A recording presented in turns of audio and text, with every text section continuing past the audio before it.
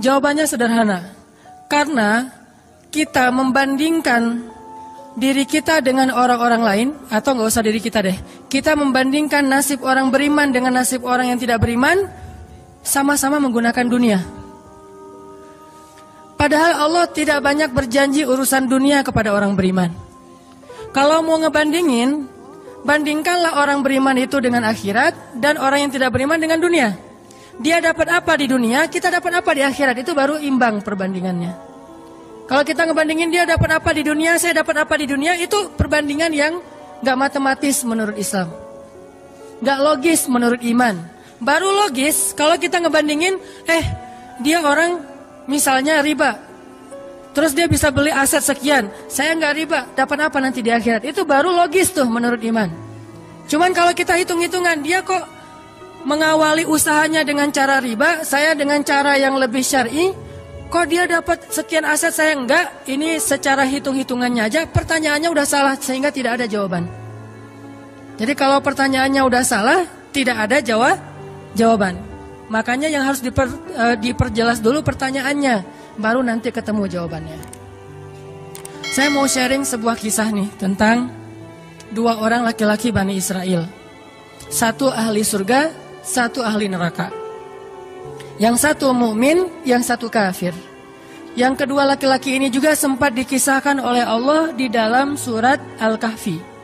Nanti teman-teman yang rajin baca Al-Kahfi pada hari Jumat bisa cek tuh. Salah satu kisah di surat Al-Kahfi itu kisah dua laki-laki Bani Israel, yang satu kaya, yang satu miskin, yang satu kafir, yang satu mukmin.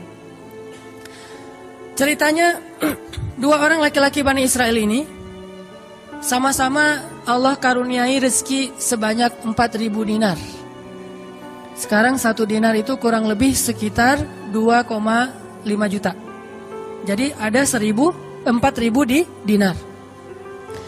Lalu laki-laki kaya, laki-laki kafir, laki-laki yang tidak beriman, membeli sebuah rumah yang sangat bagus di puncak bukit dengan view yang luar biasa, dengan harga 1.000 dinar. Sehingga kemudian dia datang kepada temannya yang mukmin, dia bilang, "Hei, yuk ke rumah saya tunjukin rumah baru saya." Datang nih ke rumah baru laki-laki yang tidak beriman. Pas ngelihat dari gerbangnya luar biasa, tamannya luas, ada rusanya, ada kijangnya, ada marmutnya, ada segala macamnya, ada onta, ada kuda, lengkap aja tuh. Ini rumah atau kebun binatang ya? Pokoknya rumahnya keren aja. Terus laki-laki beriman nanya, "Ini rumah baru?" "Ya." "Berapa kamu belinya?" 1.000 dinar. "Bagus kan?" Bagus. "Ya udah kamu beli atau 1.000 dinar. Ini rumah kayak gini banyak nih masih dijual." Akhirnya laki-laki mukmin ini pulang. Malam harinya dia sholat, kemudian dia berdoa, "Ya Allah, sahabat saya sudah membeli sebuah rumah yang besar, rumah yang bagus dengan harga 1.000 dinar. Maka besok saya ingin membeli itu di surga dengan cara bersedekah 1.000 dinar. Maka berikanlah untuk saya rumah yang lebih bagus di surgamu ya Allah." Dia sedekah 1.000 dinar. Lalu besoknya ketemu sama temannya yang tidak beriman, nanya, "Udah beli rumah?" "Udah." "Di mana?" "Nggak dekat dengan rumah saya, jauh," kata dia. "Di mana itu?" "Di surga." "Hah? Caranya gimana?" "Sedekah." "Wah, kamu mah orangnya fanatik lah, istilahnya sok soleh lah, apalah segala macam, Pak Haji." Diledekin aja tuh. Diledekin. Taulah yang udah hijrah kan gitu ya, suka ada istilah-istilah ngeledekin. Ya udah hijrah, anak masjid, apa istilah-istilahnya. Diledekin gara-gara dia bersedekah 1.000 dinar. Sebagai ganti temannya yang membeli 1.000 dinar itu bisa beli rumah yang besar. Diledekin terus. Setelah berlalu sekian lama, kemudian laki-laki yang pertama ini yang tadi tidak beriman nikah. Istrinya tuh cantiknya luar biasa. Usianya ABG. Cantik. Setelah selesai dia lamar, nikah, pas hari pernikahan ngundang temannya yang beriman. Datang ya ke acara pernikahan saya. Acaranya tuh weddingnya itu ada IO-nya, IO terkenal, paling terkenal di situ. IO Bani Israel. Paling. Jadi wedding bukan IO ya, wedding organizer-nya Bani Israel. Kan orang Bani Israel mah orang Yahudi ini kalau bikin acara tuh luar biasa ya. Kayak mereka bikin Tomorrowland segala macam kan. Jadi bikinlah wedding organizer ini bikin acara wedding yang luar biasa, menghabiskan berapa? Kalau sekarang mungkin di TV-TV itu suka diumumin biaya weddingnya itu berapa miliar kan, suka gitu tuh. Nah dia ngumumin. Atau kalau nggak dia umumin pun orang-orang bilang, tahu nggak itu acaranya habis berapa? 1.000 dinar. Habis 1.000 dinar. Dia nanya, ini emang habis 1.000 dinar? Ya, maharnya 1.000 dinar. Mahar si cewek cantik. Cewek paling cantik di kota itu aja. Tidak ada lagi cowok kecuali pernah suka sama tuh cewek. Tapi dia dapat gara-gara punya uang 1.000 dinar. Saya pernah goyang sama istri saya. Nanti kalau anak kita nikah, maharnya nggak usah mahal-mahal. 2 miliar aja. 1 miliar buat dia, 1 miliar buat bapaknya. Nah, 1.000 dinar. Udah gitu dia pulang nih orang beriman. Malamnya dia tahajud, dia berdoa kepada Allah, ya Allah, teman saya udah nikah, dan saya mau masih gini aja. Tuh ya, ini pedoman buat teman-teman ya. Kalau ada yang ngasih kartu undangan, tanya maharnya berapa? Maharnya 10 juta. Waduh, saya pas nih 10 juta. Bilang ke Allah, ya Allah, sama kayak dia. Saudara saya, teman saya sudah menikah dengan mahar 1.000 dinar. Dan saya masih punya. Saya ingin melamar bidadari di surga dengan 1.000 dinar. Nikahkanlah saya dengan bidadari paling cantik di surga, ya Allah. Ini 1.000 dinarnya, sedekah 1.000 dinar. Temannya punya anak, tanya pas lagi reuni SMP gitu ya. Lagi reunian tanya, kok masih sendiri aja? Enggak sendiri, cuma gak dibawa. Itu trik menjawab pertanyaan yang nyelekit tadi. Loh kok kamu sendiri? Nggak ditemenin sama si dia? Lagi nggak enak badan. Nggak dibawa katanya. Loh kok nggak dibawa? Soalnya masih di surga. Udah aja. Oh di surga gimana caranya? Sedekah 1.000 dinar. Wah lo benerannya keterlaluan lo. Habis-habisan dibully. Dibully habis-habisan gara-gara dia nggak melamar cewek dengan 1.000 dinar, malah pakai sedekah untuk melamar bidadari Hurul Ain. Baca surat Ar-Rahman paragraf terakhir tentang Hurul Ain. Fihinna qasiratut tarfi lam yatumithunna insun qablahum wala jan. Gak ada manusia yang kayak gitu. Qasiratut tarf, cewek yang matanya besar tapi sayu. Matanya besar tapi sayu. Kalau mata saya kecil, matanya besar tuh. Orang sekarang kan banyak pengen mata besar, sampai diedit dulu di berapa tuh? Aplikasi teh. Itu. Di Fotoras lah, apalah diedit supaya matanya disobek dikit bagian ininya jadi besar gitu ya. Dikasih eyeshadow, dikasih segala macam supaya matanya besar. Kenapa? Mata besar itu simbol dari kecantikan. Makanya bidadari itu bahasa Arabnya Hurul Ain, yang matanya besar. Lam yatumithunna insun qablahum walajan. Belum pernah disentuh. Disentuh doang loh ya, bukan yang lain. Cuma disentuh aja, belum pernah oleh manusia dan jin. Murni, asli, original. Belum pernah dilihat oleh siapapun, benar-benar tersimpan. Kannahunnal yaqut wal marjan. Seolah-olah mereka itu adalah yaqut wal marjan, mutiara yang wangi. Udah mutiara, wangi pula. Yaqut wal marjan. Bukan Yakult yang diminum sehari, itu ya. Yakult beneran. Ditambah lagi nanti di ayat yang lain, fihinna khairatun hisan. Perempuan yang khairat. Khairat itu artinya banyak anak. Subur. Dan di surga itu orang berkeluarga dan beranak pinak. Sehingga seseorang ketika pengen punya anak, langsung punya anak, tidak perlu 9 bulan hamil. Dan gak perlu juga sesar. Udah aja lahir. Lahir dengan cara yang Allah ciptakan, sangat indah. Tidak perlu ada wahnan ala wahnin, tidak ada kepayahan demi kepayahan. Lahir anak. Dan anaknya bisa pesen, request. Ya Allah, saya pengen anak laki-laki, tapi modelnya gini. Nah, bisa. Kalau di dunia kan gak bisa request, terima aja apa adanya ya. Oh gini, ternyata gak mirip. Cuma di dunia, di akhirat mah bisa request, segalanya sesuatu juga bisa request. Udah aja kayak gitu, hurul ain. Sehingga dia tahu, gimana pun cewek ini cantik, tidak pernah bisa mengalahkan satu hurul ain. Seandainya jemari hurul ain, jari kelingking doang dikeluarin dari surga ke dunia, maka cahaya matahari akan tertutup oleh cahaya jari kelingkingnya hurul ain. Kalau hurul ain sempat keluar dari surga, jatuh ke bumi, kau bidadari jatuh dari langit gitu kan ya. Nah, jatuh tuh ke bumi beneran, maka nafasnya, satu kali dia bernafas, semua manusia akan mati karena tergila-gila kepada dia. Harumnya nafas hurul ain. Gak usah dibayangin, ntar makin gak bisa tidur. Sekedar ilustrasi doang nih. Akhirnya dia lamar tuh hurul ain dengan sedekah 1000 dinar. Udah aja sih kayak gitu. Dan dia merasa, alhamdulillah saya lebih beruntung dari dia. Saya lebih beruntung dari dia. Gitu matematika mukmin. Baru setelah beberapa tahun, teman yang pertama tadi yang tidak beriman beli kebun. Kebun yang sangat luas. Lalu ngajak lagi teman yang beriman, yuk ke kebun saya. Kamu udah punya kebun? Udah, datang aja. Kamu tahu nggak nih kebun yang saya beli berapa? 2000 dinar. Kebun korma yang sangat luas, yang di dalamnya ada mata airnya sendiri, yang tidak seolah-olah tidak ada batas ketika kita memandangnya. Terus sepanjang mata memandang. Kebun kurma yang rindang, 2000 dinar. Lalu laki-laki ini pulang lagi, ya Allah, izinkan saya membeli kebun-kebun surgamu dengan 2000 dinar. Karena saudara saya itu sudah membeli kebun di dunia. Sedekah lagi 2000 dinar. Terus kayak gitu sampai mereka tua. Yang satu meninggal dalam keadaan kaya raya tapi kafir. Yang satu lagi meninggal dalam keadaan miskin tapi beriman. Siapa lebih beruntung? Tergantung matematika yang dipakai. Kalau matematikanya materi duniawi, pasti orang yang pertama yang tidak beriman lebih beruntung. Bisa menikmati dunia habis-habisan sampai hari tuanya. Tapi kalau matematikanya matematika mukmin, Rabbani, maka pasti yang kedua lebih beruntung dari yang pertama. Nanti setelah mereka meninggal, ini ceritanya panjang sekali dan kemudian jadi salah satu tafsir dari Al-Quran surat As-Saffat yang nanti kita baca.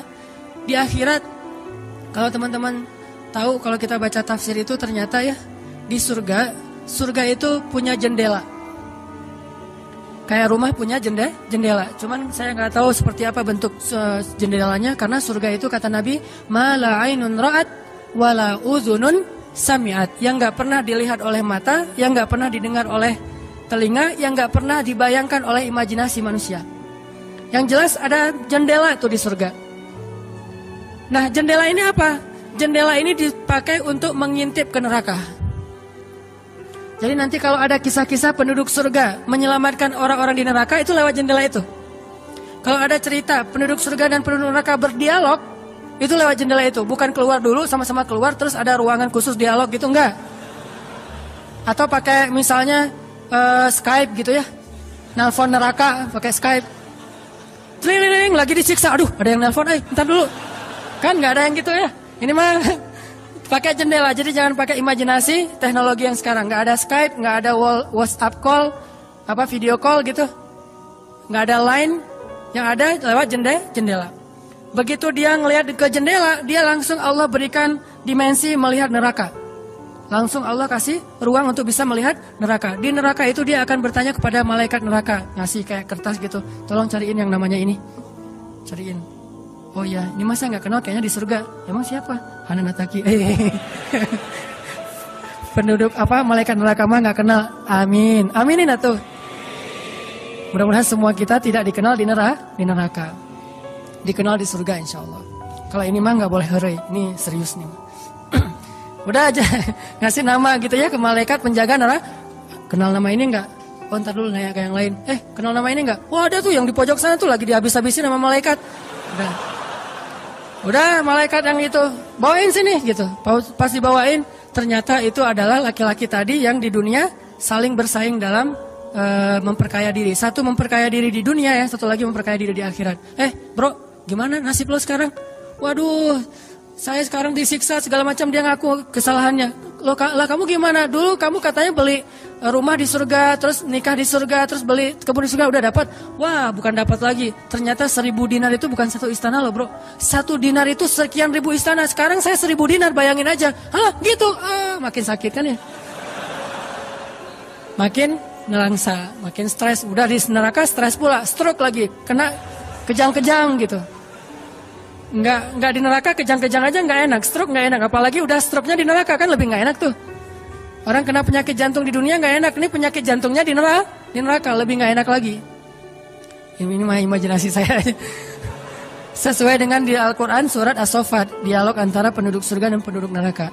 Inilah teman-teman matematika untuk mengukur siapa lebih beruntung. Sehingga kita tidak perlu bertanya, kenapa? Why? Saya udah hijrah kok makin susah hidup saya. Dunia itu, akhirat enggak. Kalau kita mengukur amal kita hanya dengan dunia, kita bakal sering kecewa karena Allah tidak menilai dunia ini bahkan lebih ringan daripada 11 sayap nyamuk. Seandainya kata Nabi dunia ini di mata Allah ada harganya, pasti Allah nggak mau ngasih dunia kepada orang yang tidak beriman, nggak mau. Berhubung dunia ini tidak ada nilainya, Allah kasihlah kepada orang yang tidak beriman. Sedangkan yang bernilai, Allah simpan untuk orang yang beriman dan sabar. Pakai kacamata Rabbani, cara pandang Allah Subhanahu Wa Taala. Sehingga ketika kita hijrah, kita minta tolong kepada Allah urusan dunia, tetapi kita yakin kalau kita istiqomah, ikhlas, maka di akhirat wa ma indallahi khair. Itu harus jadi mantra yang kita ulang-ulang tuh. Kalau teman-teman lagi cemburu dengan dunia seseorang, bilang wa ma indallahi khair. Apa yang ada di sisi Allah lebih baik. Udah nggak jadi cemburu tuh. Saya pakai itu sebagai terapi buat diri saya sendiri. Kalau saya lagi ada rasa kayak kepengen apa yang orang punya, ada rasa iri, ada rasa cemburu, ada rasa kayak merasa orang lain lebih beruntung dari kita, saya selalu pakai mantra wa ma indallahi khair, wa ma indallahi khair, wa ma indallahi khair. Sehingga hilanglah rasa cemburu itu. Apa yang ada di sisi Allah lebih baik, apa yang ada di sisi Allah lebih baik, apa yang ada di sisi Allah lebih walal akhiratu khairul laka minal ula wal akhiratu khairu wa abqa. Akhirat lebih baik bagimu dan daripada dunia. Akhirat lebih baik dan lebih kekal. Itu aja yang kita ulang-ulang mantranya. Wa ma indallahi khair. Udah aja senyum. Kita yang istiqomah gini-gini aja, orang lain yang tidak istiqomah yang sudah melenceng jadi gitu. Ya udah, apa yang di sisi Allah lebih baik. Ada yang gara-gara misalnya dukun bertindak jadi nikah, kita bertindak sendiri nggak nikah misalnya ya, ya udah aja wa ma indallahi khair. Dan apa yang ada di sisi Allah itu bukan hanya akhirat tetapi juga dunia. Cuman Allah tidak memberikannya dalam waktu yang segera kepada mukmin karena Allah ingin melihat dulu ketabahan, kesabaran dan keistiqomahan kita. Matematika itu coba kita pakai dalam hidup. Kayak saya pernah dulu banget, awal-awal saya di Bandung masih senang usaha-usaha gitu sebelum ada dakwah. Kan pertama saya masuk ke Bandung bukan berdakwah. Lama-lama setelah lelah berusaha akhirnya berdakwah. Karena nggak mendapatkan kebahagiaan hanya dengan harta. Kan dulu saya pernah usaha bisnis pulsa yang saya pernah cerita. Ada 60 cabang pulsa saya di Bandung. Terus naik lagi bisnis jual beli mobil bekas. Beli, jual. Terus terakhir pernah main properti walaupun gak sampai punya klaster, sampai punya perumahan, tapi 1-2 properti beli, jual lagi, perbaiki, jual dan segala macam. Waktu itu saya sempat hampir kegoda sama teman saya yang beli beberapa aset ruko di daerah Antapani. Dulu Antapani gak seperti sekarang, masih murah-murah tuh rukonya. Dan kan cepat banget tuh perkembangan Antapani ya. Dia beli tuh 1 ruko di Antapani dengan DP, lalu dia cicil. Nah, cicilannya ini dibayar oleh yang kontrak. Kebetulan ruko dia dikontrak oleh warung Padang. Sehingga dia paling nambah-nambah dikit lah. Walaupun yang nggak bisa utuh, tapi dia nambah-nambah dikit. Ini udah azan? Udah? Oh, nanti ceritanya next. Insya Allah habis sholat isya. Barakallah. Bismillahirrahmanirrahim. Tadi sampai di mana teman-teman? Oh iya. Antapani ya, sampai Antapani. Nah waktu itu nggak ada basa-basi, langsung aja Bismillahirrahmanirrahim. Teman-teman kita lanjutkan sampai di Antapani. Jadi teman saya tuh ada yang investasi dengan beli salah satu ruko di Antapani dengan cara nyicil DP, terus yang bayar cicilannya itu adalah yang kontrak. Kalau nggak utuh pun dia tambahin sedikit lah, paling nambahin 500.000 sebulan. Setelah kurang lebih 3 tahun, akhirnya itu udah lunas, dia bisa nge-DP-in lagi yang baru. Setelah sekitar 5 tahun berjalan, saya ketemu lagi sama dia. Dia bilang, ini semuanya udah ruko saya nih. Udah ada sekitar 6 ruko yang dia punya. Dan setengahnya dipakai sama Alfamart. Sisanya dipakai ada warung Padang, ada apa di situ. Sehingga dengan cara dia bisa cepat berkembang. Saya di awal menganggap diri saya tuh agak-agak idealis. Anggapan pertama, waduh saya ini kayaknya terlalu idealis kali ya gitu. Mulai galau kan, mulai tidak istiqomah. Jangan-jangan saya terlalu kaku nih dalam agama. Lagi nyari-nyari dalil mana nih yang membolehkan gitu kan ya. Biasalah apalagi ustadz kan bisa ngotak-ngatik gitu kan. Sampai bisa menemukan dalil boleh, tapi nggak nemu. Akhirnya yang bisa menguatkan hati apa? Wa ma indallahi khair. Apa yang ada di sisi Allah lebih baik. Kalau mau kayak gitu mungkin sekarang saya udah punya juga beberapa ruko. Tapi karena nggak bisa dengan cara seperti itu, akhirnya ya punya itu aja dan tidak berkembang secara duniawi. Tetapi saya yakin mudah-mudahan dengan itu kita berinvestasi di akhirat. Makanya ini matematika harus jadi pola pikir kita, harus jadi mindset, persepsi kita dalam hitung-hitungan amal. Sehingga ketika kita belajar Islam, mulai bertaubat, mulai berhijrah, lalu Allah Subhanahu wa taala seolah-olah lebih memanjakan orang lain yang belum berhijrah, yang belum bertaubat daripada kita dengan dunia. Katakan wa ma indallahi khair. Apa yang ada di sisi Allah lebih baik. Katakan bahwa wal akhiratu khairun wa abqa. Akhirat lebih baik dan lebih kekal. Katakan walal akhiratu khairul laka minal ula. Dan akhirat itu lebih baik bagimu daripada dunia. Ini yang memotivasi kita untuk bisa istiqomah. Sehingga kita tidak ngerasa dicurangin sama Allah Subhanahu wa ta'ala. Karena Allah melihat balasan akhirat itu lebih baik daripada ngebalas di dunia. Sehingga Allah kalau sayang kepada seorang hamba, Allah menyediakan akhirat lebih besar daripada dunia untuk dia.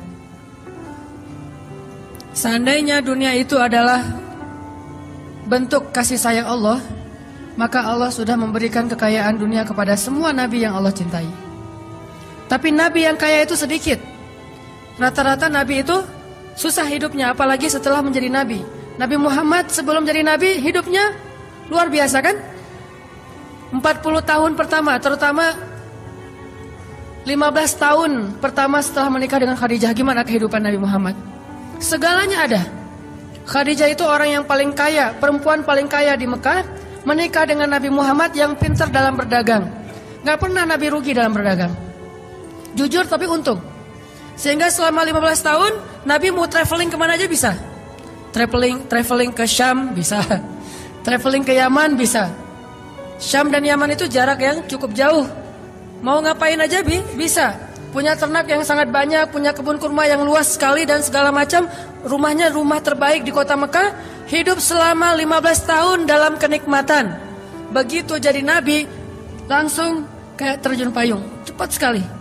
Sampai akhirnya Khadijah wafat ketika Nabi masih di Mekah dalam keadaan hampir tidak punya warisan apa-apa.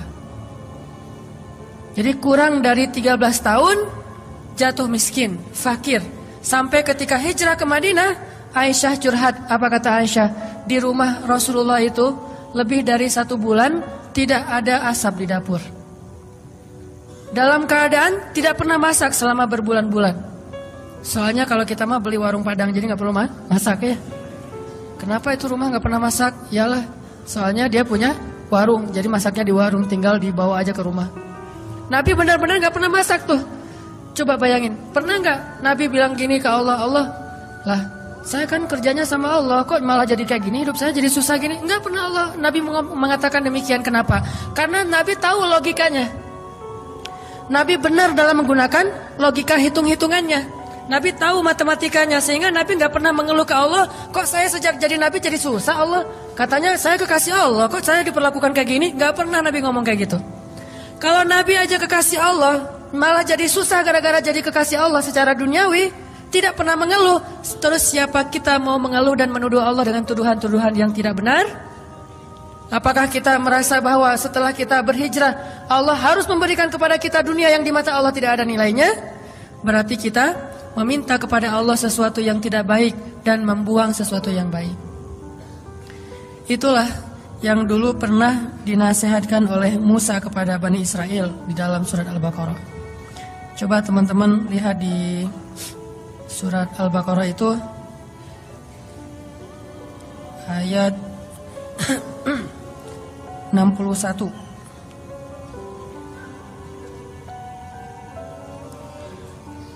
A'udzu billahi minasy syaithanir rajim.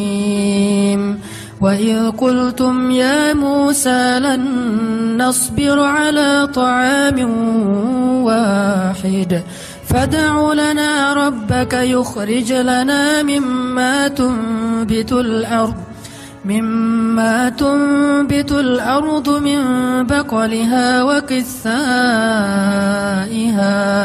وقثائها وفومها وعدسها وبصلها. Apa yang terjadi? Ketika orang-orang Bani Israel hijrah ke Palestina, lalu mereka mengeluh di Palestina karena setelah mereka hijrah hidup mereka tidak menjadi lebih baik secara duniawi. Perasaan kata Bani Israel, sama aja deh. Sejak kita hijrah, sejak kita masuk agama Yahudi, sejak engkau datang Musa, sawa'un alaina, nasib kami sama aja nih. Sebelum kamu datang dan setelah kamu datang, nasib kami tetap aja susah wahai Musa. Ini logika Bani Israel. Makanya banyak Bani Israel itu yang kufur kepada Allah karena pakai logika ini. Logika 2 tambah 2 4. Itu logika Bani Israel. Kalau dalam urusan agama, beda kalau dalam urusan matematika. Jangan bilang, "Dek, 2 tambah 2 berapa?" 4. Bani Israel. Jangan. Itu mah matematika. Kalau dalam urusan agama itu logika Bani Israel. Mereka selalu menghitung-hitung itu dengan logika matematika duniawi. 2 tambah 2 4. Sehingga mereka selalu mengeluh, "Ya Musa, sama saja nasib kami engkau datang dan engkau tidak datang dulu. Sama-sama susah. Terus apa baiknya dengan kedatangan wahai Musa?" Mereka menghitung kebaikan itu hanya dari sisi materi saja. Padahal kedatangan Musa telah mengeluarkan mereka dari perbudakan kalau mau dihitung lebih jujur di urusan dunia. Kedua, dengan kedatangan Musa, mereka akhirnya diselamatkan dari kejahatan dan kekejaman Firaun yang membunuh anak laki-laki mereka dan memperbudak anak perempuan. Apakah mereka lupa? Afala ta'qilun ya Bani Israel? Tidakkah kalian berpikir wahai Bani Israel? Ditambah lagi dengan janji Allah untuk Bani Israel. Allah bukakan langit dan bumi untuk Bani Israel. Bayangin Bani Israel lagi hijrah nih dari Mesir ke Palestina. Di tengah jalan haus. Musa haus ngadu. Hashtag semuanya viral. Haus Bani Israel. Hashtagnya haus. Akhirnya Nabi Musa berdoa kepada Allah, "Ya Allah, beri mereka air." Keluarlah mata air satu untuk Bani Israel yang ada 12 suku. Berapa? 12 gitu? Lupa Ya gitu deh. Oh ini nih. Ya 12. Isnata asyara aina. 12 suku. Pakai satu mata air. Udah gitu karena Bani Israel ini orangnya gak bisa teratur hidupnya. Suka gak bisa ngantri, gak bisa teratur, gak sabaran. Pokoknya tamak aja. Begitu keluar satu mata air, mereka ada 12 suku, berantem. Ini gua duluan nih. Siapa lo? Rame aja antara Bani Israel. Cuma bahasanya saya gak ngerti Ibrani. Bukan siapa lo. Udah aja gitu, rame sesama Bani Israel. Akhirnya mereka ngeluh lagi, "Musa, masa sih satu mata air? Nih rebutan nih, daripada kita nanti rame, daripada putus silaturahim, doain dong, minta 12 mata air." Nabi Musa berdoa lagi. Akhirnya keluar 12 mata air. Dimanja banget sama Allah. Udah keluar 12 mata air, mereka minum. Jalan lagi. "Musa, dari kemarin kita makannya perasaan roti wae. Gak ada daging gitu Musa?" Nanya daging. Ini kayaknya nih buffetnya gak internasional nih, Asian food gitu, nasi gitu ya. Saya pengen sekali-kali dong Musa cari yang buffet yang international food gitu. Akhirnya Allah kasih man nawassal wa, kasih burung datang sendiri untuk disembelih. Datang tuh burung terbang depan Bani Israel, nunduk langsung gini. Enggak. Coba, burung Bani Israel. Coba ada nggak burung kayak gitu sekarang? Bebek gitu ya. "Pak, hari ini kita masak bebek." "Oh boleh. Bebek." Datang seperti bebek teh. "Yam, Yaitu ayam datang. Nggak ada kan sekarang kan ya? Allah tundukkan burung yang liar kepada Bani Israel. Datang untuk disembelih. Disembelih langsung dibakar. Terus makan. Kemudian keluar lagi makanan-makanan luar biasa. Datang dari langit seperti datang kepada Maryam alaihassalam. Masih ngeluh juga. Terus jalan lagi. Musa, haredang. Panas. Datang awan. Menaungi Bani Israel. Mana ada manusia, bangsa di muka bumi ini selain para nabi yang dinaungi awan sepanjang perjalanan coba. Kecuali Bani Israel dan orang-orang modern yang pakai kendaraan udah tertutup ya. Kalau dulu mah Bani Israel kemana mereka pergi awan ngikutin. Wan, sana ya kata awan saya. Bukan si Iwan, awan. Udah aja jalan. Bani Israel mana? Kadang-kadang suka iseng, nih lihat ya awannya nih ikutin kita nggak ya? Lari ya, lari, awannya ikut lari. Namanya Bani Israel, iseng. Tapi Allah masih diakal-akalin sama mereka kan? Yang pernah saya cerita, disuruh bayar zakat, mereka katakan kami mah zakat 2,5% mah itu orang pelit lah. Kalau zakat mah nggak usah tanggung-tanggung 2,5%, 10% kan Islam 2,5%, Nasrani 10%, Bani Israel 100%. Hah? Sampai Musa aja kaget 100%. Benar gitu syariatnya 100%. Wah Musa 100% ya. Kami berani memberikan zakat 100%. Caranya gimana? Dikumpulin semua gandumnya, dilempar ke langit, terus dia bilang ya Allah ambil sesukamu, yang jatuh ke bumi itulah hak saya. Itulah Bani. Saya lempar semuanya, gandum, roti, segala macam, korma dilempar ke langit. Ya Allah ambil sesukamu ya Allah. Yang jatuh ke bumi berarti engkau ridho untuk saya. Mana ada yang nyangkut di tengah antara langit dan bumi kan? Pasti semuanya jatuh ke bumi. Oh berarti Allah nggak memerlukan itu, ya udah untuk kita aja. Yang penting kan kita udah niat nih 100%. Tapi Allah nggak mau nerima, ya udah itu akal-akalan Bani Israel. Makanya mereka ngeluh ya Musa di Palestina itu tidak ada sayur mayur. Kami kangen makanan-makanan di Mesir. Kalau teman-teman tahu Mesir itu sebetulnya nggak tandus-tandus amat. Mesir itu ada bagian yang salju. Jadi kalau mau ngerasain Eropa bisa ke bagian itu. Ada yang bagian yang benar-benar padang pasir, ada yang bagian yang subur luar biasa. Nah, sampai mereka kangen dengan sayur-sayuran Mesir. Kangen dengan bayam kalau di kita mah, kangen dengan singkong, kangen dengan jengkol. Ya, pernah kangen jengkol? Karena nggak pernah keluar Bandung. Kalau keluar Bandung pasti kangen jengkol. Misalnya umroh gitu ya. Ada restoran Indonesia, Mang, ada jengkol? Di Mekah. Kalau tanya orang Arab, jengkol. Bahasa Arabnya tidak ada jengkol. Soalnya bahasa Arabnya tidak ada jengkol. Mahada kata orang Arab, jengkol yang aroma raihah. Intinya orang Bani Israel kangen dengan makanan Mesir. Terus apa kata Nabi Musa? Qala atastabdiluna alladhi huwa adna billadhi huwa khair. Apakah kalian meminta untuk menukar sesuatu yang buruk dengan sesuatu yang lebih baik? Maksudnya apa? Kenapa kalian ingin dibayar oleh Allah dengan dunia ketika kalian beriman? Kalau Bani Israel itu kalau beriman hitung-hitungan banget. Habis beriman harus rezekinya berlimpah. Habis beriman harus terbebas dari segala masalah. Habis beriman harus dimanjain banget dunianya. Itu pola pikir Bani Israel. Sedangkan para nabi dan orang-orang yang beriman gak kayak gitu cara berpikirnya.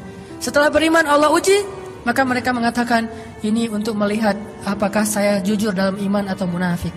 Seperti kata Bilal. Ketika Bilal beriman, dengan qadarullah dia ketahuan imannya oleh tuannya Umayyah bin Khalaf. Lalu disiksa oleh Umayyah bin Khalaf. Setelah disiksa berhari-hari, Umayyah ngomong gini, Bilal, mana Tuhan kamu? Coba lihat tuh, kamu disiksa-siksa, Tuhan kamu gak pernah ngebelain kamu, Muhammad juga gak pernah ngebelain kamu. Jadi kamu tuh sebetulnya kasihan, tinggal sendiri, gak pernah dibelain oleh siapa-siapa. Kalau gak saya nyelamatin kamu, kamu akan celaka, wahai Bilal. Apa kata Bilal? Ya Umayyah, udah gak bilang lagi Tuhan, dia mah udah beriman, gak ngomong lagi Tuhan, gak ngomong lagi gitu. Kalau saya diuji atau disiksa karena keimanan saya, itu berarti Allah ingin melihat kesabaran saya.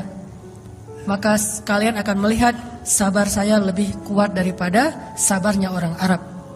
Karena orang Arab Mekah itu terkenal dengan keteguhan dan kesabarannya. Saya akan lebih sabar daripada laki-laki Arab dan akan lebih kuat daripada gunung Uhud. Bilal tahu itu. Jadi bukan, ya juga ya Umayyah, udah deh balik lagi aja kayak dulu. Enggak, Bilal mah gak ngomong kayak gitu. Kan orang suka pundung gitu ya. Pundung fisabilillah. baru hijrah Allah kasih ujian pundung. Aduh, sama aja udah hijrah nggak hijrah tetap aja nggak bisa dapat jodoh. Gitu kan? Akhirnya udahlah sekalian kayak dulu aja. Aduh sama aja ternyata udah rajin ngaji, belum kelihatan juga ke atas, masih aja nggak ada yang kecantol misalnya kan ya.